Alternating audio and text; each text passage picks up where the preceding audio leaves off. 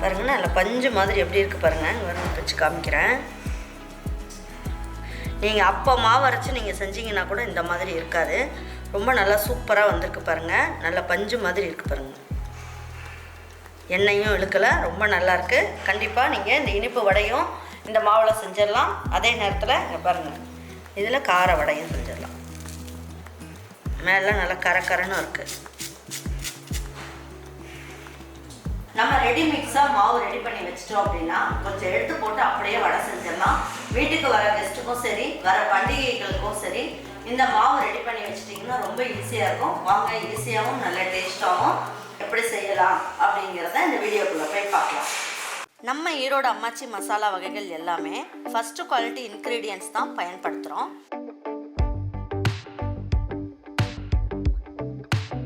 வாங்குகிற பொருட்கள் எல்லாமே முறையாக ஜலிச்சு பொன் வறுவலாக வறுத்து சரியான பதத்தில் அரைக்கிறோம். அரைச்ச மசாலாவை நல்லா ஆற வச்சு மறுபடியும் ஜலிச்சு சரியான அளவில் பேக் பண்ணி உங்கள் வீட்டுக்கே சேஃப் அண்ட் செக்யூர்டாக டெலிவரி பண்ணுறோம்.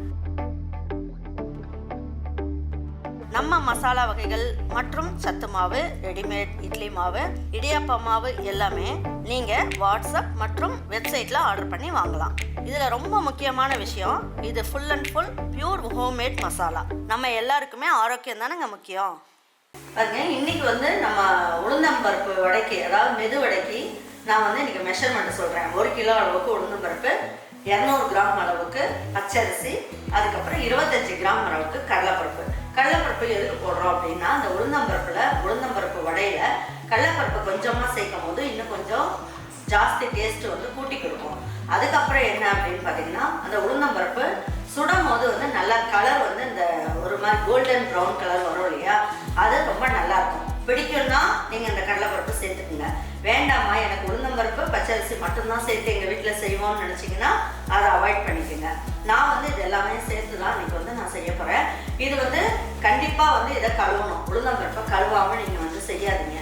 நான் ஏற்கனவே ஒரு 1/4 கிலோ அளவுக்கு இதை போட்டு அப்படியே நான் டைரெக்டாக செஞ்சு பார்த்தேன். செய்யும் போது என்ன ஆயிடுச்சு, வடையை சுட்டு சாப்பிடும் போது அது என்ன ஆயிடுச்சு, நான் வாயிலெல்லாம் கல் கடிக்கிற மாதிரி இருந்தது. கல்லுனா ஒரு மாதிரி நரன்னு ஒரு மாதிரி இருக்கும் இல்லையா, அந்த மாதிரி இருக்குது. ஏன் அப்படின்னா, உளுந்தம்பருப்பில் அந்த பொட்டு இருக்கும் இல்லையா, அந்த கருப்பு கலரில், அதில் உங்களுக்கு மணல் எப்படியா இருந்தாலும் மண், தூசி இதெல்லாம் இருக்கும்.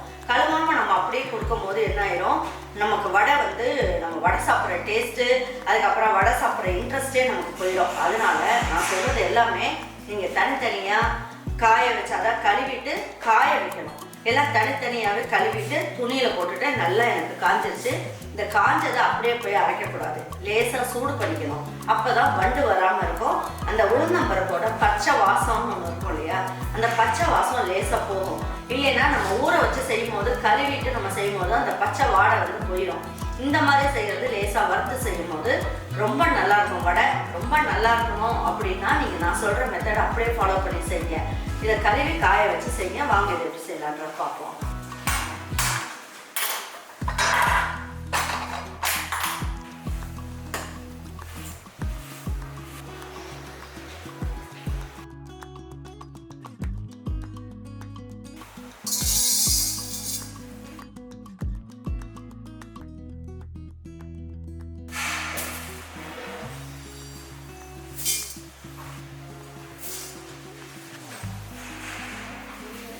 இதில் இந்த கடலைப்பருப்பையும் போட்டுக்கோங்க. அரிசியை மட்டும் ஃபைனலாக போட்டுக்கலாம்.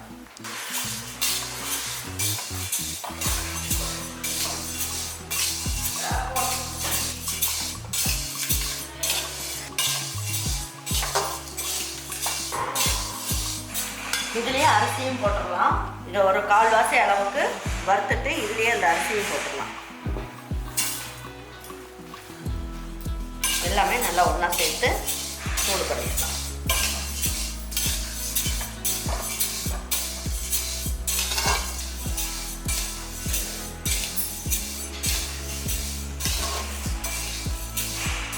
இப்போ இந்த மாவை ரெடி பண்ணி வச்சுக்கிட்டீங்கன்னா, இந்த மாவு வச்சுக்கிட்டீங்கன்னா சுக்கு ஏலக்காய் பொடி வீட்டில் இருந்தால் போட்டுட்டு வெல்லம், நாட்டு சக்கரை போட்டு தண்ணி ஊற்றி நல்லா கலந்துட்டு இனிப்பு வடையும் சுடலாம்.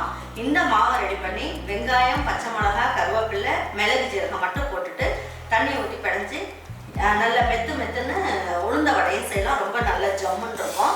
இது ரெண்டுமே நான் உங்களுக்கு இந்த மாவை அரைச்சிட்டு வந்து உடனே நான் செஞ்சு காமிச்சேன். இந்த அளவுக்கு இருந்தால் போதும். இப்போ இதை வந்து ஒரு பாத்திரத்துக்கு மாற்றி அரைச்சிட்டு வந்துடலாம். இதை நல்லா ஆற வச்சுட்டு மிக்சியில் அப்படி இல்லைன்னா மிஷினில் கொடுத்து அரைச்சி எடுத்துகிட்டு வந்துடலாம். மிக்சியில் அரைக்கிற மாதிரி இருந்தால் அரைச்சிட்டு நல்லா நைஸ் கண்ணில் ஜலிச்சு வச்சுக்கோங்க.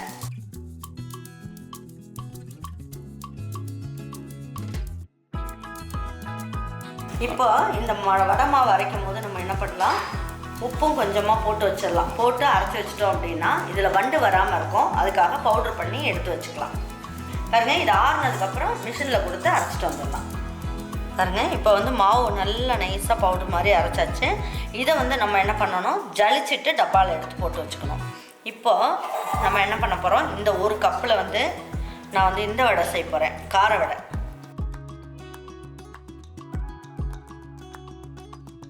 இனிப்பு வடை செய்யறதுக்கு ஒரு கப் அளவுக்கு இந்த மாவையே செஞ்சுக்கிறோம்.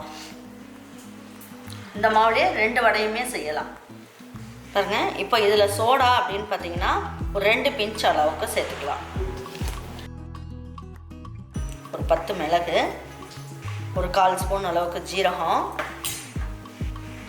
கொஞ்சமாக இஞ்சி கட் பண்ணது, இதிலே பச்சை மிளகா 2 பச்சை மிளகா நறுக்கியிருக்கேன், அதையும் போட்டுக்கலாம். இதிலே நமக்கு வெங்காயம் எந்த அளவுக்கு பிடிக்குமோ நீங்கள் சேர்த்துக்குங்க. நான் வந்து ஒரு 100 கிராம் அளவுக்கு சேர்க்குறேன். இதிலே நம்ம உப்பெல்லாம் சேர்த்துட்டோம். அதனால் உங்களுக்கு தேவைன்னா மட்டும் பார்த்துட்டு உப்பு சேர்த்துக்கணும். கருவேப்பிலையும் 2 எண்ணுக்கு அளவுக்கு சின்ன சின்னதாக இருக்குது, அதனால் நல்லா பிடிச்சிட்டு சேர்த்துக்கலாம். பாருங்கள், கொத்தமல்லி நல்லா பாருங்கள், கொத்தமல்லி இலையும் நல்லா பொடியாக கட் பண்ணிவிட்டு உங்களுக்கு தேவையான அளவுக்கு போட்டுக்குங்க. எல்லாமே மிக்ஸ் பண்ணிடலாம். மிக்ஸ் பண்ணிவிட்டு இதில் 1 கப் அளவுக்கு மாவு போட்டேன். இப்போ 1 கப் அளவுக்கு தண்ணி எடுத்திருக்கேன். அதனால் இந்த மாதிரி பிணையணும். பாருங்க, 1 கப் அளவுக்கு தண்ணி நமக்கு சரியாக இருக்குது.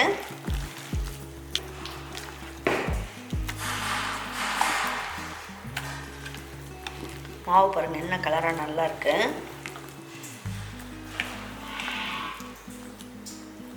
வடை தட்டி போடுற அளவுக்கு பாருங்கள் நல்லாயிருக்கு. இப்போ வந்து ஒரு 10 நிமிஷம் மட்டும் அப்படியே இருக்கட்டும். பாருங்கள், கார வடைக்கு ரெடி பண்ணிட்டோம். இப்போ இனிப்பு வடைக்கு ரெடி பண்ணிடலாம். தட்டை வச்சு மூடி வச்சிடலாம்.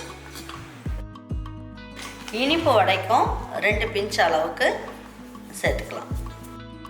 இனிப்புக்கு அப்படின்னு பார்த்தீங்கன்னா நாட்டு சர்க்கரை நான் சேர்க்க போகிறேன். ஒரு 3 ஸ்பூன் அளவுக்கு சேர்த்துக்கலாம்.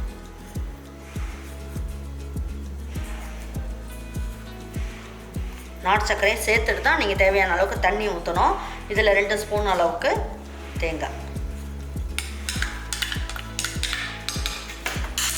இந்த மாவை மட்டும் ரெடி பண்ணோம்னா போதும். நம்ம டக்குன்னு எந்த விருந்தாளி வந்தாலும் சரி செஞ்சு கொடுத்துலாம். சுக்கு ஏலக்காய் பொடி ஏற்கனவே இதில் உப்பு போட்டு தான் அரைச்சிருக்கோம். அதனால் இந்த அளவுக்கு போதும். பாருங்கள், 1 கப் அளவுக்கு மாவு எடுத்தோம், 1 கப் அளவுக்கு தண்ணி எடுத்து வச்சுருக்கேன். எந்த அளவுக்கு யூஸ் பண்ணுறோன்றதை பார்த்துக்கணும். இதில் 1/2 கப் அளவுக்கு ஃபஸ்ட்டு ஊற்றிக்கலாம். ஏன்னா வெல்லம் போட்டிருக்கிறதுனால நல்லா தளர்த்தியாக வரும். அதனால் பார்த்துட்டு கொஞ்சம் கொஞ்சமாக ஊற்றிக்கலாம். இது வந்து போண்டா மாதிரி போட்டுக்கலாம். நம்ம வடை மாதிரி போட வேண்டாம், போண்டா மாதிரி போட்டுக்கலாம்.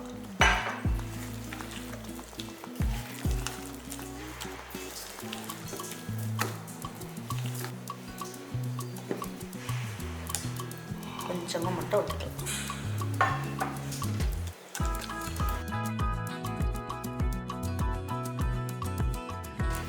எனக்கு பார்த்தீங்கன்னா 1 கப்புக்கு ஒரு 2 ஸ்பூன் தான் மிச்சமாச்சு தண்ணி.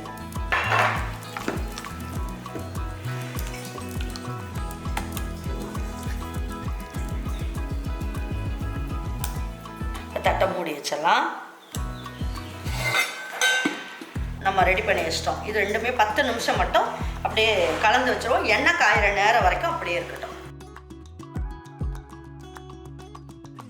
இப்போது ஒரு கிண்ணத்தில் வந்து தண்ணி வச்சுக்கோங்க. தண்ணி வச்சுட்டு கையை நனைச்சிக்கணும். நல்லா நனைச்சிட்டு ஃபஸ்ட்டு வந்து இனிப்பு போண்டா போட்டு எடுத்துடலாம். நல்லா தளர்த்தியாக சூப்பராக தான் வந்திருக்கு. அதனால் நம்ம என்ன பண்ணுவோம், கையை நனைச்சிக்கிட்டு இது வந்து நல்லா எண்ணெய் காஞ்ச உடனே மீடியம் ஃப்ளேமில் வச்சுக்கலாம். சின்ன சின்ன போண்டா மாதிரி போட்டு எடுத்துக்கலாம்.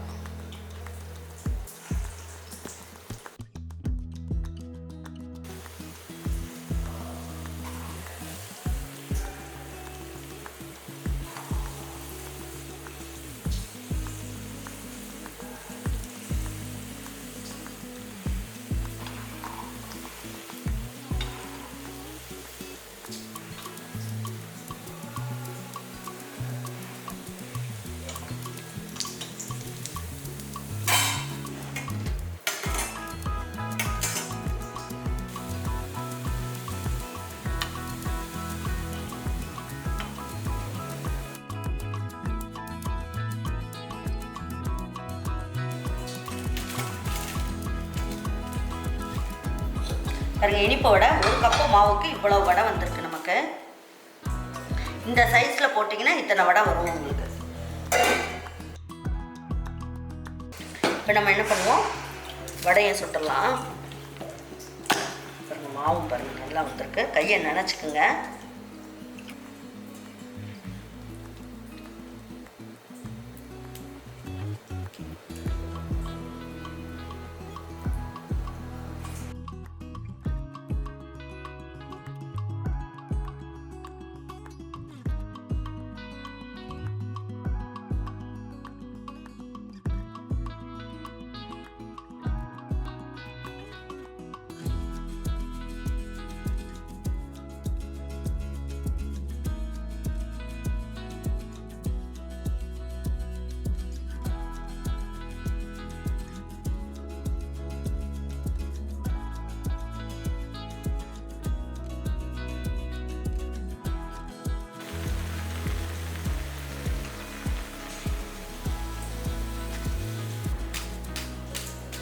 நல்லா கரன்னு சவுண்டு பாருங்க எப்படி வருதுன்ட்டு.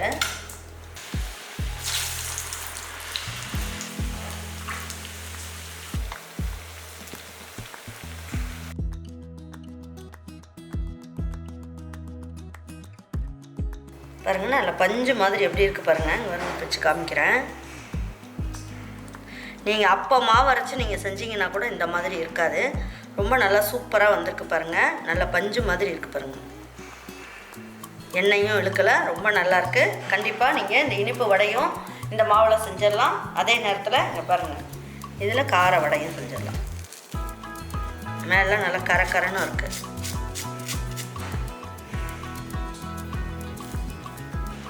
நல்லா சாஃப்டாகவும் இருக்குது வடை. பார்த்தாலே தெரியும் எவ்வளோ நல்லா இருக்குன்ட்டு. நீங்கள் வந்து இந்த வருஷம் பொங்கலுக்காக இருந்தாலும் சரி, வீட்டுக்கு வர கெஸ்ட்டுக்காக இருந்தாலும் சரி, மாவை ரெடி பண்ணி வச்சுட்டு இதே மாதிரி செய்யுங்க. ரொம்ப நல்லாயிருக்கும். இனிமேல் நம்மளுடைய வெப்சைட் வாட்ஸ்அப்பில் இன்ஸ்டன்ட் சாம்பார், இன்ஸ்டன்ட் வெண்பொங்கல், இன்ஸ்டன்ட் சக்கரை பொங்கல், அதுக்கப்புறம் இன்ஸ்டன்ட் மெதுவடை மிக்ஸ் இனிமேல் உங்களுக்கு கிடைக்கும்.